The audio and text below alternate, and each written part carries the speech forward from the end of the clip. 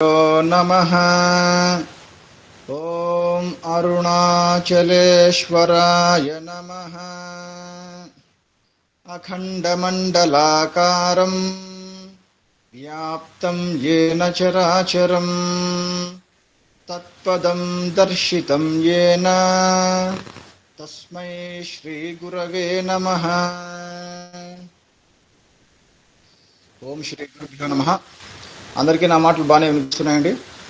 చెప్పండి, బాగానే వినిపిస్తున్నాయి నా మాటలు? ఇక అందరూ శ్రద్ధగా వినండి. పోయిన క్లాస్లో నేను మీకు ఈశావాస్య ఉపనిషత్తులో 3వ మంత్రం గురించి వివరంగా చెప్పాను. కాబట్టి మొత్తానికి మనకు తెలిసిన విషయం ఏమిటయ్యా అంటే, మనకు ఈశ్వర దృష్టి ఉంటే లేదా ఆత్మ దృష్టి ఉంటే జీవుడికి పాపపుణ్యాలు లేవు, ఇహపరలోకాలు లేవు, అలాగే జనన మరణాలు లేవు. కానీ ఆత్మజ్ఞానము లేకుంటే లేదా జీవుడికి ఆత్మదృష్టి లేకపోతే అన్నీ ఉన్నాయి. అంటే పాపపుణ్యాలు ఉన్నాయి, లోకాలు ఉన్నాయి, వాటి అనుభవాలు ఉన్నాయి, అలాగే జనన మరణాలు ఉన్నాయి. కాబట్టి ఈ పాయింట్ మర్చిపోవద్దు, లేకపోతే అంతా మీకు అయోమయంగా ఉంటుంది. అదేమిటి గురువు గారు, ఈశావాస్య ఉపనిషత్తు మొదట ఇదంతా కూడా ఈశ్వర స్వరూపమే, ఆత్మస్వరూపమే అని చెప్పింది. అంటే ఈ జగత్తంతా కూడా ఆత్మస్వరూపమే అని చెప్పింది కదా, మరి ఇదేమిటి ఇక్కడ లోకాలు ఉన్నాయని చెప్తున్నారు? అంధకారంతో నిండిపోయిన లోకాలు ఉన్నాయి, ఆ లోకాలకు వెళ్ళిపోతారు అని ఏమిటి ఇలా చెబుతుంది అని ఇక డౌట్ ఉండకూడదు. చెప్పండి, ఎలా సమన్వయం చేసుకుంటారు? ఆ మంత్రానికి ఈ మంత్రానికి ఎలా సమన్వయం చేసుకుంటారు చెప్పండి ఎవరైనా?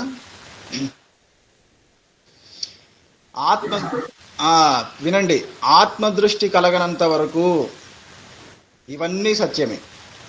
ఏవి? పాపపుణ్యాలు, లోకాలు, జనన మరణాలు, సుఖ దుఃఖాలు, ఇవన్నీ కూడా సత్యమే. వీటిని కొట్టిపారేయలేము. కానీ ఒక్కసారి మీకు ఆత్మదృష్టి కలిగిన తర్వాత లేదా ఆత్మానుభవం కలిగిన తర్వాత, అంటే ఆత్మానుభవం అంటే అర్థం ఏమిటి? అంతా కూడా నా స్వరూపమే, నాకంటే వేరుగా ఏదీ లేదు అనే అఖండమైన అనుభవం ఎప్పుడైతే కలుగుతుందో అప్పుడు ఇక మీకు ఏవీ లేవు.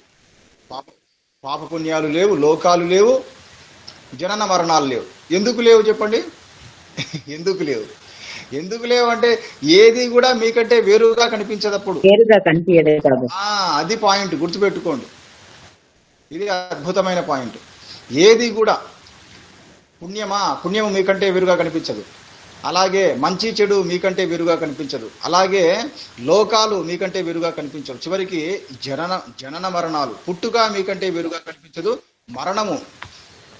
ఆ మరణము కూడా మీకంటే, మీ స్వరూపం కంటే వేరుగా కనిపించదు. అంటే మీ స్ఫురణ, అహం స్ఫురణ కంటే వేరుగా ఏది కనిపించదు, లేదా సచ్చిత్ స్వరూపం కంటే ఏది వేరుగా కనిపించదు.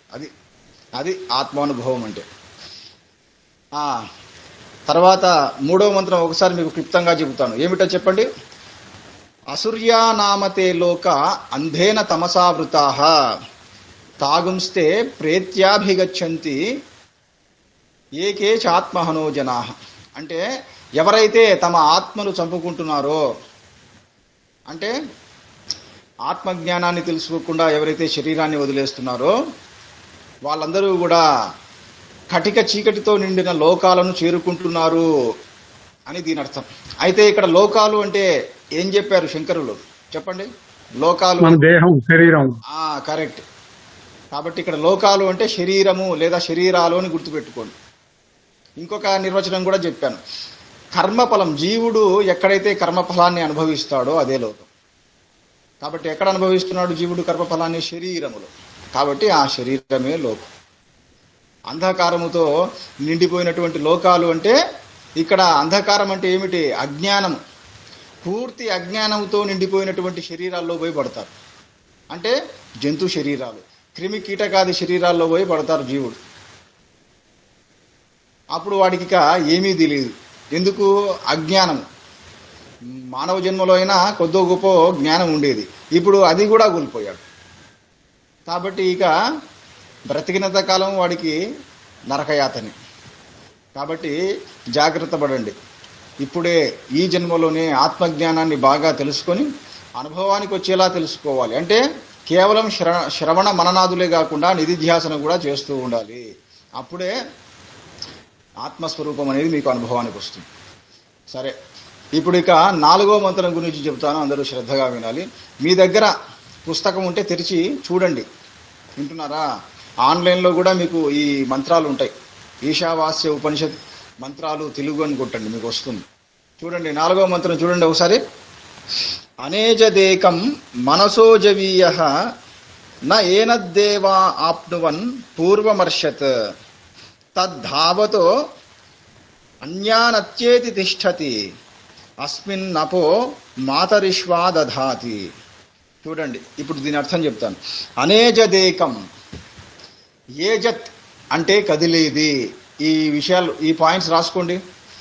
ఏజత్ అంటే కదిలేది, అనేజత్ అంటే కదలనిది. ఏజత్ అంటే ఏం చెప్పాను చెప్పండి? కదిలేది.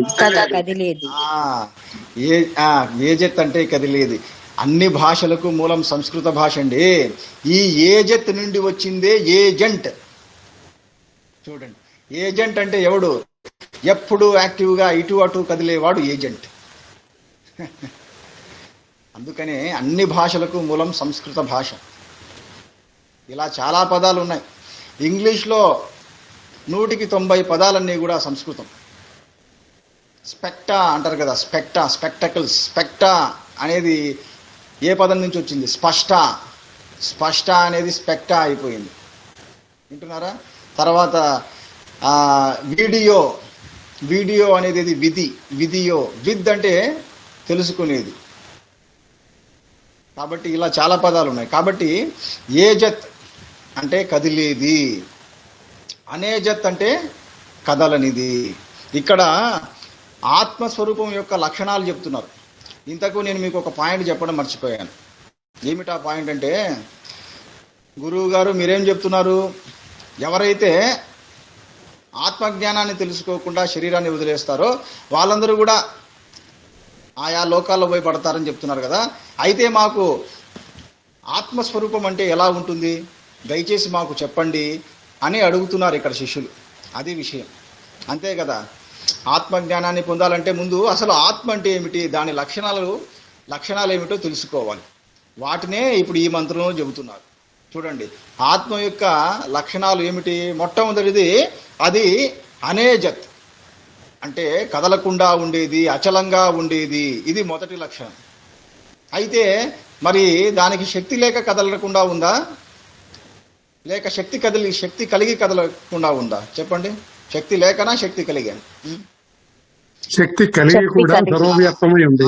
అది శక్తి కలిగి కూడా కదలదు. ఇంకొక విధంగా ఎలా చెప్పొచ్చు అంటే అది అంతటా వ్యాపించి ఉన్నది. అంటున్నారా? అంతటా నిండి నిబిడీకృతమైనది. కాబట్టి ఇంకా దానికి కదలడానికి వీలు లేదు. కాబట్టి ఆ విధంగా అచలంగా ఉండేది. ఓకే, ఈ 2 పాయింట్లు గుర్తుపెట్టుకోండి. ఎందుకు ఆత్మస్వరూపం ఎందుకు కదలలేకపోతుందంటే దానికి అది అంతటా వ్యాపించింది కాబట్టి అది కదలడానికి ఇంకా వీలు లేదు. కాబట్టి ఇది మొదటి లక్షణం, అచలం. తర్వాత ఏకం.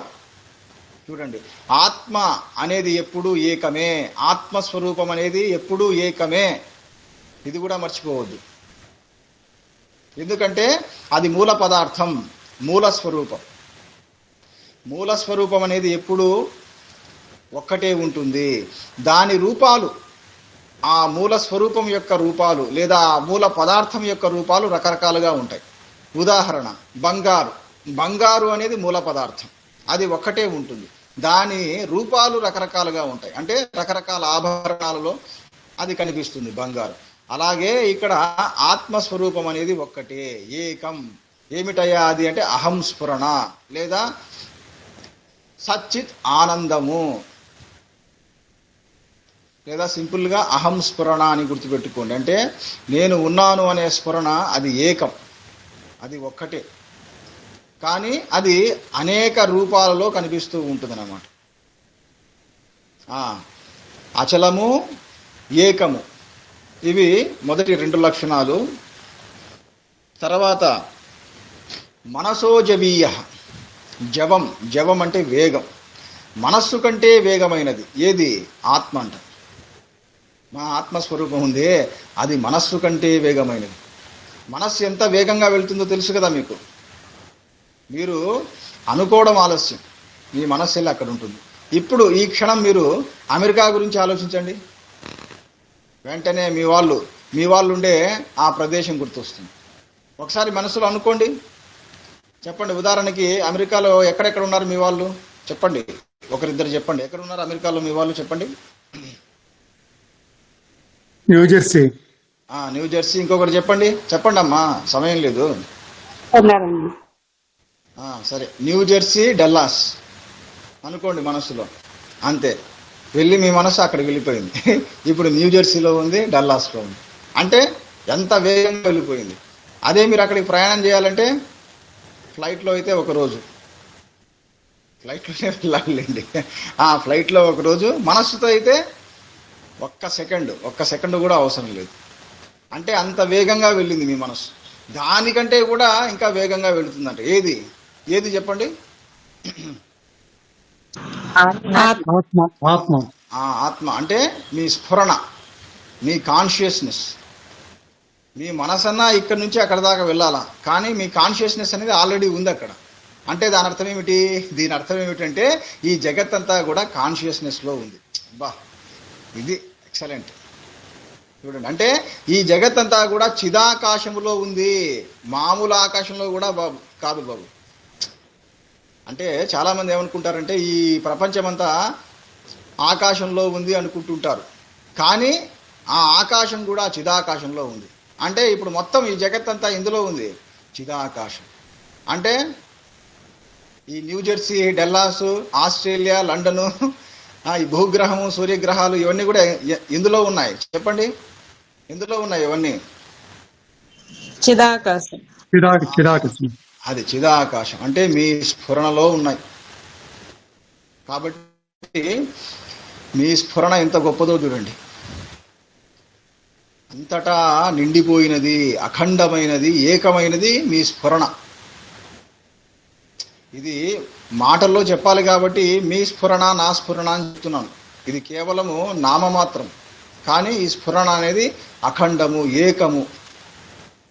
గుర్తుపెట్టుకోండి, మళ్ళీ కన్ఫ్యూజ్ కాకూడదు. అదేమిటి గురువు గారు మీ స్ఫురణ అంటున్నారే, అంటే ఈ స్ఫురణ కూడా ఖండాలుగా ఉంటుందా అని మీరు కన్ఫ్యూజ్ కాకూడదు. స్ఫురణ అనేది మనలో ఉండే ఆ అహం స్ఫురణ అనేది ఎంత గొప్పదో చూడండి. అంటే ఆకాశాన్ని మించి వ్యాపించి ఉంటుంది. అది ఆకాశమే ఎంతగానో అంతటా వ్యాపించి ఉంటుంది, అలాంటి దాన్ని మించి ఇంకా అది అఖండంగా పరిపూర్ణంగా వ్యాపించి ఉంటుంది. కాబట్టి సర్వము అందులోనే ఉంటుంది, సర్వానికి అదే ఆధారంగా ఉంటుంది. కాబట్టి జీవుడు ఎప్పటికైనా ఆ చిదాకాశాన్ని పట్టుకోవాలి, ఆ చిదాకాశ జ్ఞానాన్ని బాగా అనుభవానికి తెచ్చుకోవాలి. కాబట్టి ఆత్మ లక్షణాలు ఏమిటి బాబు? మొదటి లక్షణము అచలము, అది. రెండవ లక్షణము ఏకము. మూడవ లక్షణం ఏమిటి? మనస్సు కంటే కూడా వేగమైనది, ఇది మూడవ లక్షణము. ఇవన్నీ కూడా రాసుకోండి. ఇవన్నీ కూడా ఆత్మ అంటే మీ అసలైన రూపం యొక్క లక్షణాలు ఇవన్నీ కూడా. అంటే దీని అర్థం ఏమిటి? మీరు నిజంగా అచలమైన వారు. ఇక్కడ ఆత్మ అచలమైనది అంటే దాని అర్థం ఏమిటి? మోహన్ రావు అనే జీవుడి అసలైన రూపము అచలము, అశ్విని అనే జీవుడి అసలైన రూపము అచలము, ఏకము, మనస్సు కంటే అతీతము. అలా భావన చేయాలి ఎవరికి వారు. గుర్తుపెట్టుకోండి, ఆత్మ గురించి చెబుతున్నాము అనగానే మాకు సంబంధం లేనిది అని చూడకండి. నేను ఇప్పుడు ఆత్మ గురించి చెబుతున్నానంటే ఎలా భావన చేస్తారు? ఇది మీరు చెప్పండి, ప్రతి ఒక్కరు ఎలా భావన చేస్తారు?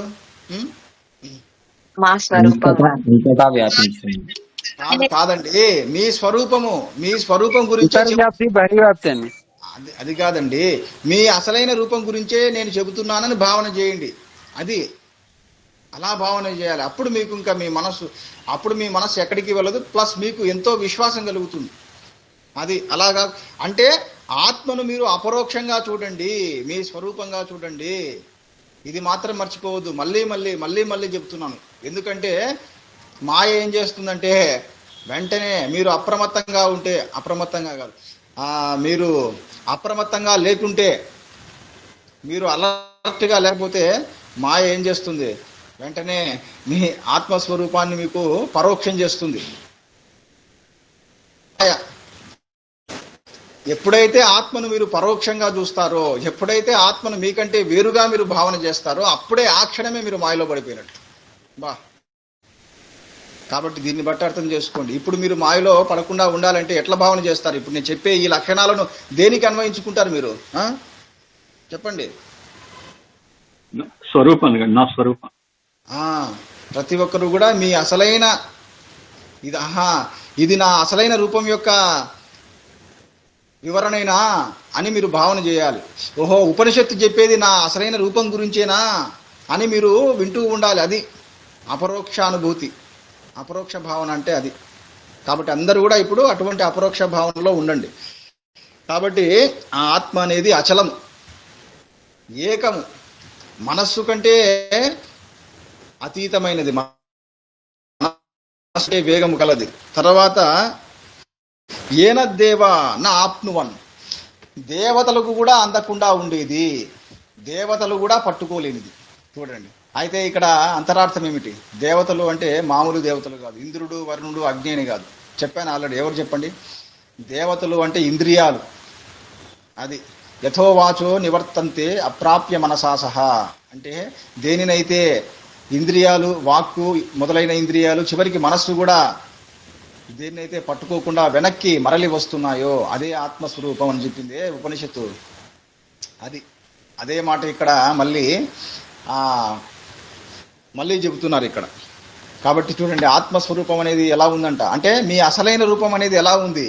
మీ ఇంద్రియాలకు అందకుండా ఉంది, మీ మనస్సుకు అందకుండా ఉంది, చివరికి మీ బుద్ధికి కూడా అందకుండా ఉంది.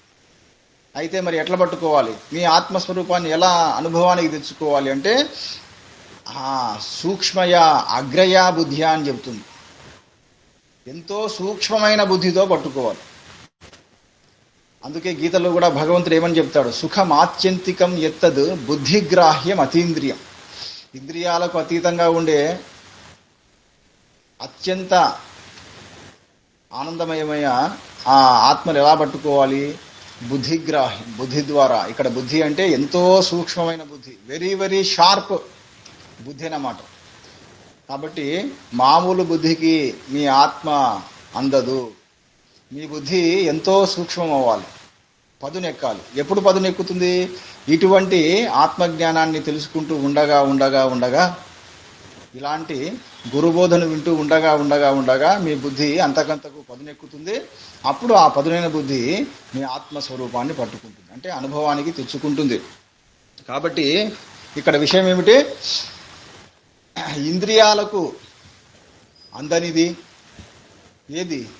ఏది అందనిది ఇంద్రియాలకు? చెప్పండి. ఆత్మ. అంటే అర్థం ఏమిటి? ఆత్మ అంటే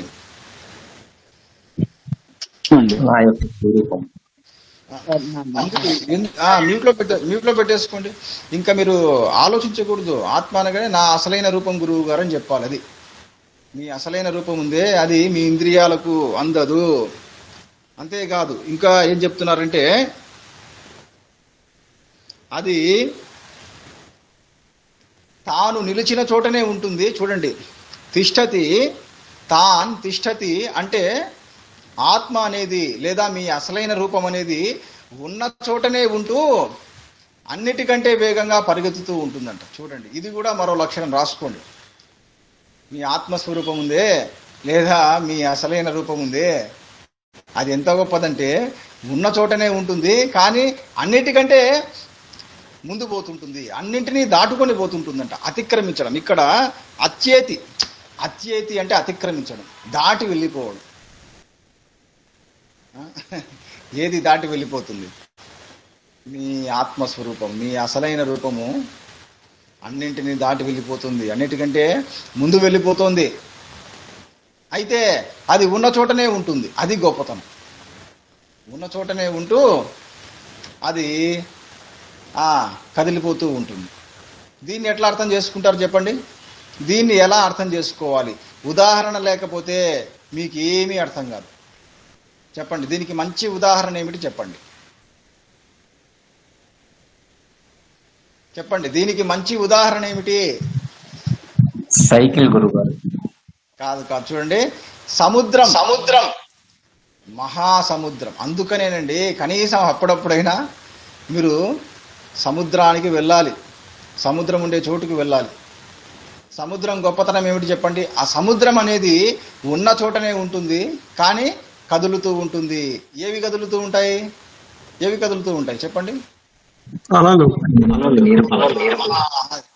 చూడండి, అది అంటే సముద్రం అనేది లోపల కదలకుండా నిశ్చలంగా ఉంటుంది, పైన అలల రూపంలో కదిలిపోతూ ఉంటుంది. ఒక అల కంటే ఇంకొక అల అలా ముందు ముందు ముందు ముందు కదిలిపోతూ ఉంటుంది. వింటున్నారా? అంటే దీన్ని బట్టి ఏమర్థం చేసుకోవాలి? ఆత్మ అనేది లేదా పరమాత్మ స్వరూపం అనేది స్వరూపంగా కదలదు, శక్తి రూపంగా కదులుతూ ఉంటుంది. వింటున్నారా? ఆత్మస్వరూపం అనేది, ఇక్కడ ఆత్మ అన్న పరమాత్మ అన్న ఒకటేనండి, మళ్ళీ మీరు కన్ఫ్యూజ్ కాకండి. ఆత్మ అన్న మీ అసలైన రూపమే, పరమాత్మ అన్న మీ అసలైన రూపమే. అది స్వరూపంగా కదలదు, శక్తి రూపంగా కదులుతూ ఉంటుంది. కదలాలంటే శక్తి కావాలి. కాబట్టి స్వరూపం అనేది నిరాకారము, శక్తి అనేది సాకారం. అందుకే శక్తి రకరకాల రూపాల్లో పైకి వస్తుంది, పైకి వచ్చి ఇంకా అది కదిలిపోతూ ఉంటుంది శక్తి. అర్థమైందా? కాబట్టి సముద్రాన్ని గుర్తు చేసుకోండి. ఇప్పుడు చెప్పిన ఈ లక్షణం మీకు అర్థం కాకపోతే సముద్రాన్ని గుర్తు చేసుకోండి. అలా సముద్రంలాగా మీ ఆత్మస్వరూపము లేదా మీ అసలైన రూపం ఎలా ఉంటుంది? ఉన్న చోటనే ఉంటుంది, ప్లస్ అన్నిటికంటే ముందు కదిలిపోతూ ఉంటుంది. చూడండి, ఇది మరో లక్షణం. ఇవన్నీ రాసుకుంటూ ఉండాలి లక్షణాలు. మళ్ళీ అడుగుతాను అంత అయిన తర్వాత ఇంకొక విషయం చెప్తున్నాడు చూడండి. నా ఆపో మాతరిష్వా దధాతి. ఇక దాని యందు అంటే ఆ ఆత్మస్వరూపములో వాయువు, ఒక మహావాయువు అనేది పైకి వస్తుంది. ఆత్మస్వరూపము నుండి మాతరిష్వ అంటే వాయువు. ఎంతో అద్భుతమైన పదం అండి. ఇది పేరుగా కూడా పెట్టుకోవచ్చు, పెట్టుకోండి తప్పకుండా. ఇది అబ్బాయికి పెట్టుకోవచ్చు, అమ్మాయికి పెట్టుకోవచ్చు. మాతరిష్వ. చాలా మంది ఎవరు కూడా పెట్టుకోరండి, అటువంటి పేర్లే పెట్టుకోవాలి మీరు. అప్పుడే ఎక్కడ ఉన్నా కూడా మీ వాళ్ళను మీరు గుర్తుపట్టవచ్చు. అంతేకాదు, నలుగురు తిరిగి చూస్తారు. ఇప్పుడు ఉదాహరణకి మాతరిష్వ అని పేరు పెట్టి మీ బిడ్డను మీరు పెంచారు, తర్వాత స్కూల్లో వదిలేరు. స్కూల్లో 30 మంది, క్లాస్లో 30 మంది ఉన్నారు, లేదా స్కూల్లో 200 మంది ఉన్నారు. మాతరిష్వ అనగానే మొత్తం అందరు తిరిగి చూస్తారు. పైగా ఎంతో గొప్ప అర్థం ఇది. మీకు వివరంగా చెప్పమంటారా? మాత అంటే ఎవరు చెప్పండి? మాత అంటే తల్లి. శ్వ అంటే పైకి రావడం. మాతరిష్వ అంటే తల్లి నుండి పైకి వచ్చి, తల్లి గర్భము నుండి పైకి వచ్చిన వాడు మాతరిష్వ. బా చెప్పండి, అద్భుతమైన అర్థమా కాదా చెప్పండి? మాతరిష్వ అంటే తల్లి గర్భము నుండి పైకి వచ్చిన వాడు. ఈ విధంగా చూసుకుంటే మీరందరూ కూడా మాతరిష్వులా కాదా? చెప్పండి అయ్యా, మాతరిష్వులా కాదా?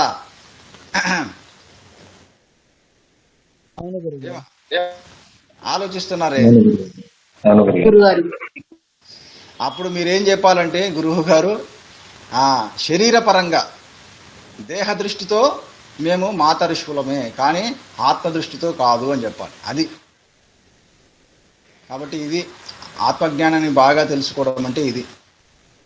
మరి ఏ విధంగా మాతరిష్వులు మీరు? ఏ విధంగా చెప్పండి? శరీరపరంగా మీరు మాతరిష్వులు అంటే మీ శరీరం అనేది మీ తల్లి గర్భం నుండి పైకి వచ్చింది. కానీ ఆత్మపరంగా, అసలు ఆత్మపరంగా అయితే అసలు మీరు పుట్టనే లేదు. నా జాయతే మ్రేయతేవా కదాచిత్. ఎంతో గొప్ప భావన అండి అసలు. నాకు ఎప్పుడైతే భయం కలుగుతుంటుందో, సామాన్యంగా కలగదనుకోండి నాకు, కానీ కొన్ని పరిస్థితుల వల్ల ఎప్పుడైతే నాకు భయం కలుగుతుంటుందో, లేదా కోపం వస్తుంటుందో, అహంకారము మదం వస్తుంటుందో, అప్పుడప్పుడల్లా నేను ఇదే స్మరిస్తాను. ఏది? నా జాయతే మ్రేయతేవా, అసలు నేను పుట్టనే లేదు, అయిపోయింది. ఆ స్ఫురణ రావాలండి. ఇదే అసలైన స్ఫురణ. అంటే ఈ స్ఫురణ బలహీనమైన క్షణంలో కూడా మీకు పైకి రావాలి. మీరు కోప్పడేటప్పుడు కూడా, మీకు ఆవేశం వచ్చే సమయంలో కూడా ఈ స్ఫురణ వచ్చిందనుకోండి, వెంటనే అంతే, వెంటనే మీలో ఉండే అన్ని ఎమోషన్స్ ఎగిరిపోతాయి, కంట్రోల్ అయిపోతాయి. చెప్పండి, అవునా కదా? చెప్పండి. ఉం?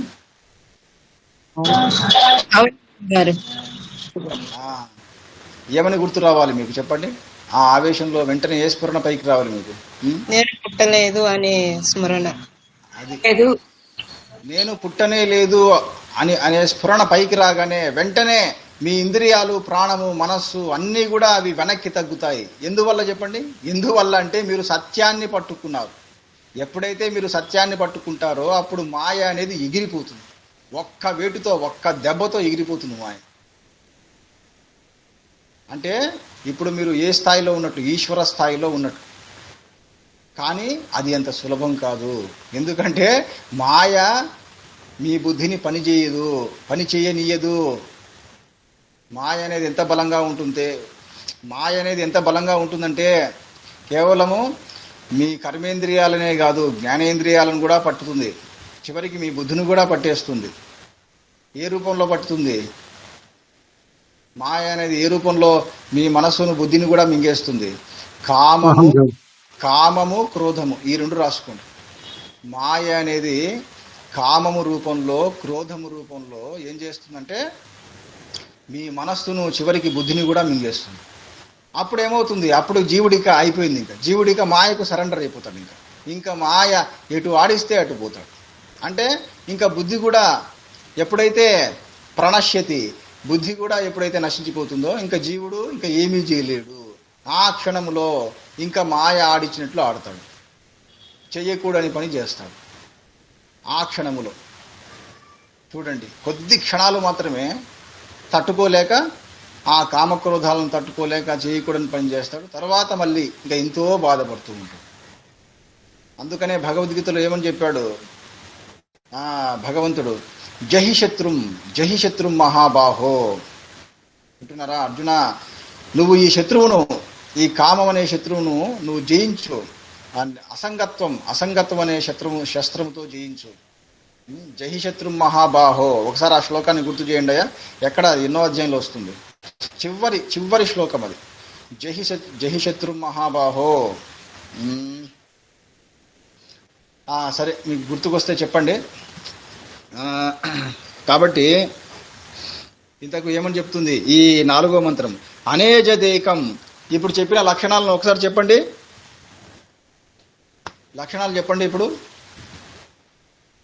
మొదటి లక్షణం ఏమిటి? ఆత్మ లక్షణం. చలనం లేనిది, ఒకటే ఉంది, మనసు కంటే వేగంగా ఉంటుంది. కృష్ణ గారు దయచేసి మీరు కొత్త వాళ్ళకు కూడా అవకాశం ఉంది, చెప్పండి. మొదటి లక్షణం అచలము. రెండవ లక్షణం మర్చిపోయారు. రెండవ లక్షణం ఏమిటి? ఏకం. అది మర్చిపోవద్దు, అది మర్చిపోతే అయిపోయింది. మీకు కనిపించే రూపాలు ఎన్ని ఉన్నా, ఈ పాయింట్ బాగా వినండి, మీకు కనిపించే నామరూపాలు ఎన్ని ఉన్నా మూల స్వరూపం అనేది ఒకటే అనేకమా? ఏకమా అనేకమా? మూల స్వరూపం అనేది చెప్పండి. అది గుర్తుపెట్టుకోండి. ఈ పాయింట్ గుర్తుపెట్టుకుంటేనే మీరు సత్యానికి దగ్గరగా ఉంటారు, లేకపోతే అయిపోయింది. ఇప్పుడు ఈ భూమి మీద ఎంతో మంది ప్రజలకు ఈ జ్ఞానం లేదు. ఏ జ్ఞానము? మనకు కనిపించే రూపాలు ఎన్నున్నా, మనకు కనిపించే దేవతలు ఎన్నున్నా వాటన్నింటిని మూల స్వరూపం ఒక్కటే అనే జ్ఞానం చాలా మందికి లేదండి. అందుకనే వాళ్ళు ఈ దేవుడు, ఆ దేవుడు, అసలు ఏ దేవుని మొక్కాలని దిక్కు తెలియని స్థితిలో పడి మనశ్శాంతి లేకుండా జీవిస్తున్నారు. కానీ మీకు అటువంటి పరిస్థితి లేదు. ఎందువల్ల లేకుండా పోయింది చెప్పండి? మీకు ఈ జ్ఞానం తెలిసింది కాబట్టి. ఏ జ్ఞానము చెప్పాలి? ఇంకా ఆత్మజ్ఞానం. అంటే అర్థం ఏమిటి? కనిపించే రూపాలు, దేవతలు ఎన్నున్నా వాటి మూల స్వరూపం మాత్రం ఒక్కటే. అదే ఆత్మస్వరూపము, అదే అహం స్ఫురణ అనే జ్ఞానం మీకు తెలిసింది కాబట్టి మీరు మనశ్శాంతితో ఉండగలుగుతున్నారు. కానీ ఈ ఒక్క విషయం తెలియకపోతే జీవుడు నరకయాతన అనుభవిస్తాడండి. నేను చెప్తున్నాను కదా, ముఖ్యంగా భక్తుల విషయంలో జరుగుతోంది. అది భక్తుల విషయంలో, ముముక్షుల విషయంలో ఇదే జరుగుతుంది. ఇక్కడికి వెళ్ళి అక్కడికి వెళ్ళి, ఇక్కడికి తిరగలేక ఆ దేవుడి దగ్గరికి వెళ్ళి ఈ దేవుడి దగ్గరికి వెళ్ళి చివరికి ఆ గురువు దగ్గరికి ఈ గురువు దగ్గరికి ఆ స్వామీజీ దగ్గరికి ఈ స్వామీజీ దగ్గరికి తిరగలేక తిరిగి తిరిగి తిరిగి ఎన్నో జన్మలు ఎత్తిన తర్వాత ఈ అమూల్యమైన జ్ఞానం తెలుస్తుంది జీవుడికి. ఏమని? మూల స్వరూపం అనేది ఒక్కటే, అది కూడా నా అసలైన రూపమై ఉంది, నా అహం స్ఫురణ అయి ఉంది అనే విషయం తెలియాలంటే జీవుడికి కొన్ని కోట్ల కోట్ల కోట్ల జన్మలు పడుతుంది. ఈ విధంగా చూసుకుంటే చూడండి, మీరు ఎన్ని కోట్ల జన్మల్లో మీరు పుణ్యం చేసుకున్నారో ఈ విషయం, ఈ అమూల్యమైన విషయం మీకు తెలిసింది. కాబట్టి మర్చిపోవద్దు. ఇదంతా ఎందుకు చెప్తున్నాను? ఏకం. ఆత్మ యొక్క మరో లక్షణం ఏమిటి? ఏకం, అఖండం లేదా పరిపూర్ణం. పరిపూర్ణం అంటే అర్థం ఏమిటి చెప్పండి అయ్యా? అర్థం ఏమిటి పరిపూర్ణం అంటే?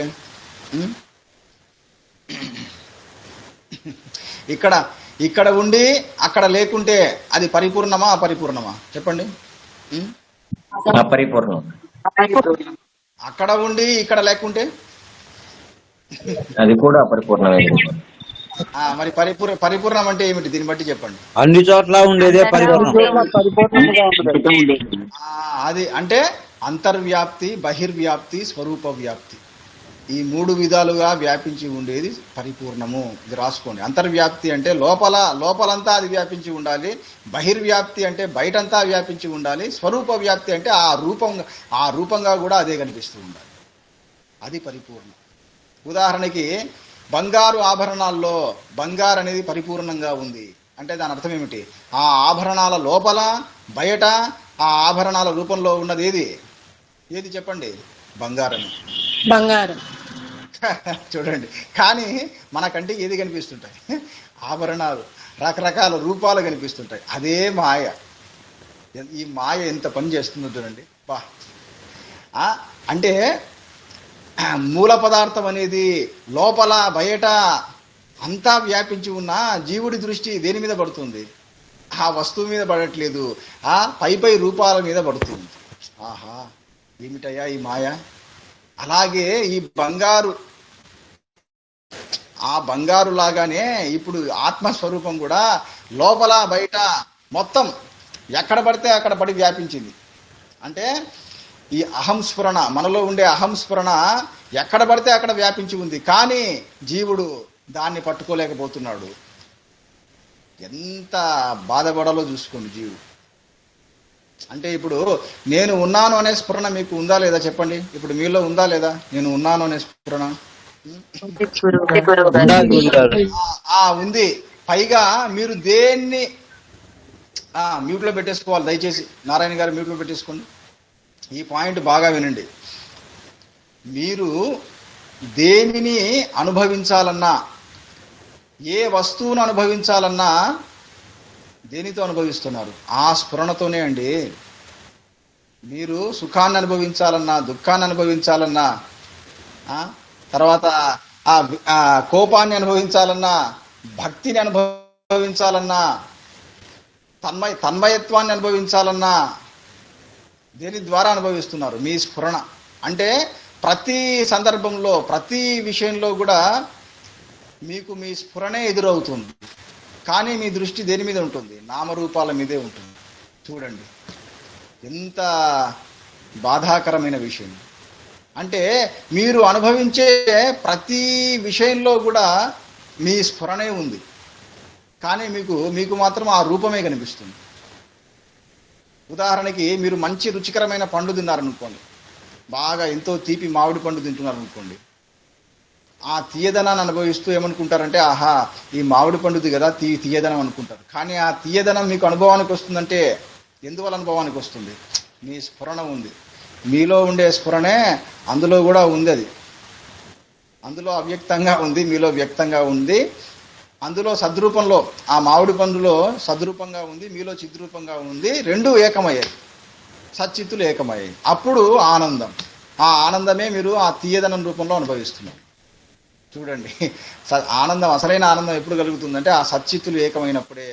ఇలా మీరు అనుభవించే ప్రతి విషయంలో సచ్చిత్తులు ఏకమవుతూ ఉన్నాయి. అంటే మీ అహంస్ఫురణ బయటపడి కనిపిస్తుంది, కానీ మీ దృష్టి నామరూపాల మీదే ఉంటుంది. కాబట్టి అందుకనే అనుక్షణం ప్రతిక్షణం కూడా మీరు మీ స్ఫురణ మీద దృష్టి పెట్టి ఉండాలి. ఇంకొక విషయం కూడా చెప్పాను. మీ అహం స్ఫురణ లేకపోతే ఏది కూడా మీకు అనుభవానికి రాదు. అంతే కదా. మీకు స్పృహ కోల్పోయారనుకోండి, మీరు స్పృహ కోల్పోతే ఏదైనా మీకు అనుభవానికి వస్తుందా చెప్పండి? ఏది రాదు. రాదు. అలాగే అలాగే అహం స్ఫురణ అనేది అంతటా అన్నిటికీ ఆధారంగా ఉండే స్ఫురణ. అది లేకపోతే ఏది కూడా ఉండలేదు, దేనికి అస్తిత్వం అనేది లేదు. మొత్తం అండపిండ బ్రహ్మాండాలకు కూడా అస్తిత్వం లేదు. జీవుడికే కాదు, జీవ జగదీశ్వరులకు మొత్తం అన్నిటికీ దేనికి కూడా అస్తిత్వం లేదు. మరి అస్తిత్వం అనేది అహం స్ఫురణ మీద ఆధారపడి ఉంది. సరే, ఓకే. తర్వాత ఇక్కడ ఒక పాయింట్ చెప్తున్నా, ఇంకా కంప్లీట్ చేయలేదు. ఏది? మాతరిష్వ. మాతరిష్వ అంటే ఏం చెప్పాను చెప్పండి? చెప్పండి. మాతరిష్వ అంటే వాయువు. తల్లి గర్భం నుండి పైకి వచ్చేది. ఇక్కడ వాయువు. వాయువుకు తల్లి లాంటిది ఏది చెప్పండి? ఆకాశమయ్యా. ఇది మర్చిపోవద్దు. ఇక్కడ తల్లి లాంటిది అంటే ఆధారమైనది. వింటున్నారా? అది మర్చిపోవద్దు. తల్లి లాంటిది అంటే ఆధారమైనది. బిడ్డకు తల్లి ఆధారమా కాదా చెప్పండి? ఆధారం. అలాగా వాయువుకు ఆధారమైనది ఏది? ఆకాశం. భూమికి ఆధారమైనది నీరు. నీటికి ఆధారమైనది అగ్ని. అగ్నికి ఆధారమైనది వాయువు. వాయువుకు ఆకాశం. మరి ఆకాశానికి ఆధారమైనది ఏది అంటే చిదాకాశం. ఇంకా ఈ చిదాకాశం అనేది ఇదే స్ఫురణ. అహం స్ఫురణ అంటే ఇదే చిదాకాశం. ఇవి పదాలు రకరకాలుగా ఉంటాయి, కానీ మీరు భావం మాత్రం ఒక్కటే అని గుర్తుపెట్టుకోండి. చిదాకాశం అన్నా, ఆత్మస్వరూపం అన్నా, మీ అసలైన రూపం అన్నా, అహం స్ఫురణ అన్నా ఇదంతా ఒక్కటే. కాబట్టి అన్నింటికీ ఆధారంగా ఏది ఉంది? చిదాకాశం ఉంది. అంటే మీ అసలైన రూపం ఉంది. కాబట్టి అదే తల్లి, అదే అన్నింటికీ తల్లి. కాబట్టి ఆ చిదాకాశం నుండి ఇది పైకి వస్తుంది, ఈ వాయువు. అందుకనే దానికి మాతరిష్వ అని పేరు. కాబట్టి మన ఆత్మస్వరూపానికి లేదా మన అసలైన రూపానికి క్రియాశక్తి అనేది ఉందంట. అలాగే ఇచ్ఛాశక్తి, జ్ఞానశక్తి అనేది ఉంది అని దీని పాయింట్. మన ఆత్మస్వరూపానికి కొన్ని శక్తులు ఉన్నాయి. అవి సందర్భం వచ్చినప్పుడు పైకి వస్తుంటాయి. సృష్టి చేయాల్సిన సమయంలో పైకి వస్తుంటాయి. అలాగే మళ్ళీ లయం చేయాల్సిన సమయంలో పైకి వస్తుంటాయి. అంటే తిరిగి అందులోకి వెళ్ళిపోతాయి. సృష్టి చేయాల్సిన సమయంలో ఆత్మస్వరూపం నుండి ఆయా శక్తులు పైకి వస్తున్నాయి. ఏ రూపంలో? జ్ఞానశక్తి, ఇచ్ఛాశక్తి, క్రియాశక్తి రూపంలో పైకి వస్తున్నాయి. ప్రధానంగా క్రియాశక్తి అనేది పైకి వస్తుంది. ఎందుకంటే ఈ సృష్టి జరగాలంటే ప్రధానంగా క్రియాశక్తి డామినెంట్గా ఉండాలి. ఇచ్ఛాశక్తి అనేది కొద్దిగా ఉన్నా చాలు, క్రియాశక్తి అనేది అధికంగా ఉండాలి. వింటున్నారా? క్రియాశక్తికి మరో పేరే ప్రాణశక్తి. గుర్తుపెట్టుకోండి. క్రియాశక్తి అన్నా ప్రాణశక్తి అన్నా ఒకటే. ఈ శక్తులన్నీ మీరు ఎలా చెప్తున్నారు గురువు గారు? మీకు తోచింది చెప్తున్నారంటే కాదు. ఇవన్నీ ఎక్కడ వస్తాయి చెప్పండి? లలితా సహస్రనామాల్లో వస్తాయి. ఇచ్ఛాశక్తి, క్రియాశక్తి, జ్ఞానశక్తి స్వరూపిణి. అంతేనా? చెప్పండి. కాబట్టి నేనేది చెప్పినా కూడా శాస్త్ర ప్రమాణం ఉంటుంది. కాబట్టి అమ్మవారు అంటే ఎవరు? శక్తి స్వరూపిణి. ఆత్మ యొక్క శక్తి అమ్మవారు. కాబట్టి ఆత్మ కంటే కూడా ఆత్మశక్తి వేరు కాదు, శివుడి కంటే శక్తి వేరు కాదు. కాబట్టి ఆత్మ అన్నా ఆత్మశక్తి అన్నా ఒక్కటే. కాబట్టి మన ఆత్మకు ఈ శక్తులు ఉన్నాయి. ఏ శక్తులు ఉన్నాయి? జ్ఞానశక్తి, ఇచ్ఛాశక్తి, ప్రధానంగా క్రియాశక్తి. ఇక్కడ వాయువు అంటే ఆ క్రియాశక్తి లేదా ఆ ప్రాణశక్తి. కాబట్టి ఇక్కడ మొత్తానికి ఉపనిషత్తు ఏం చెప్తుంది? మన ఆత్మస్వరూపానికి ఈ క్రియాశక్తి అనేది ఉంది, లేదా మన ఆత్మస్వరూపంలో ఆయా శక్తులు స్థాపించబడి ఉన్నాయి. అంటే ఇది చివరి లక్షణం. మొత్తానికి ఎన్ని లక్షణాలు వచ్చినాయి చెప్పండి? మొదటిది మన ఆత్మ అనేది లేదా మన అసలైన రూపం అనేది అచలము. ఇది మొదటి లక్షణం. తర్వాత ఏకము, మనస్సు కంటే వేగంగా ఉండేది, అతీతమైనది 3. తర్వాత దేవతలకు అందనిది 4. అన్నిటికంటే ముందు వెళ్ళిపోయేది 5. తర్వాత ఉన్న చోటనే ఉంటూ అన్నింటినీ దాటిపోయేది 6. తర్వాత వాయు రూపంలో పైకి వచ్చేది లేదా ఆ ప్రాణశక్తిని ధరించి ఉండేది. మొత్తము 7 లక్షణాలు చెప్పారు ఇక్కడ. ఎన్ని లక్షణాలు చెప్పండి? 7 లక్షణాలు గురువు గారు. కాబట్టి ఇంకా మర్చిపోవద్దు. అంటే ఈ లక్షణాల గురించి బాగా తెలుసుకున్నప్పుడే మీకు ఆత్మస్వరూపం గురించి లేదా మీ అసలైన రూపం గురించి బాగా తెలుస్తుంది. అంటే మీకు ఆత్మజ్ఞానం గురించి తెలుస్తుంది. అయితే ఇంతటితో అయిపోయిందా? కాదు, ఇంకా దీని గురించి బాగా విచారణ చేయాలి. అది ఈ విధంగా ఎవరైతే ఆత్మజ్ఞానాన్ని బాగా తెలుసుకుంటారో వాళ్ళు ఆత్మహత్య చేసుకునే వాళ్ళు. అది పాయింట్. మొత్తానికి మీ అందరినీ నేను కాపాడుతున్నానా లేదా? మీ అందరినీ ఆత్మహత్య చేసుకోకుండా నేను రక్షిస్తున్నానా లేదా? చెప్పండి. రక్షిస్తా ఉంటారు గురువు గారు. కాబట్టి మీరందరూ అన్యథా భావించకండి. జస్ట్ సందర్భం వచ్చింది కాబట్టి చెప్తున్నాను. అందుకనేనండి అమ్మ దయచేసి మ్యూట్లో పెట్టేసుకో. అందుకనే ఈ ప్రపంచంలో అందరికంటే గొప్పవాడు ఎవరు అంటే గురువు. ఇక్కడ గురువు అంటే నేను కాదు, గురు స్వరూపము. వింటున్నారా? ఎందుకంటే నాకు ఈ జ్ఞానాన్ని ప్రసాదించింది ఎవరు? నా వెనకాల ఉన్నారే పరమగురు, ఆయన, వారి పరంపర. అందుకే సదాశివ సమారంభాం శంకరాచార్య మధ్యమాం అస్మదాచార్య పర్యంతం వందే గురు పరంపరాం. అది సదా సర్వదా వారిని స్మరిస్తూ ఉన్నప్పుడే ఈ జ్ఞానం అనేది ప్రవహిస్తుంది. వారు ఎక్కడి నుంచి ప్రవహిస్తుంది? సదాశివుడు లేదా నారాయణుడి దగ్గర నుంచి ఈ ఆత్మజ్ఞానం అనేది క్రమక్రమంగా ఒకరి నుండి వరకు అట్లా ప్రవహిస్తూ నా వరకు ప్రవహించి తర్వాత నా నుండి మీకు ప్రవహిస్తూ ఉంది. కాబట్టి అందుకనే గురు స్వరూపం అనేది ఎంతో గొప్పది.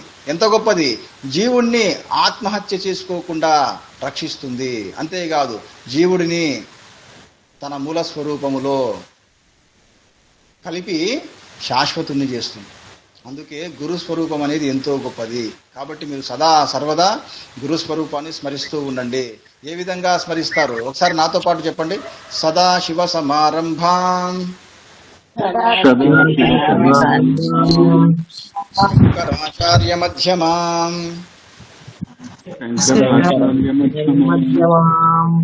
అస్మదాచార్య పర్యంతం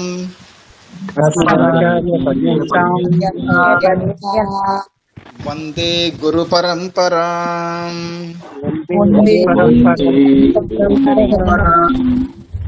కాబట్టి ఇటు అందరు మ్యూట్లో పెట్టేసుకోండి అమ్మా.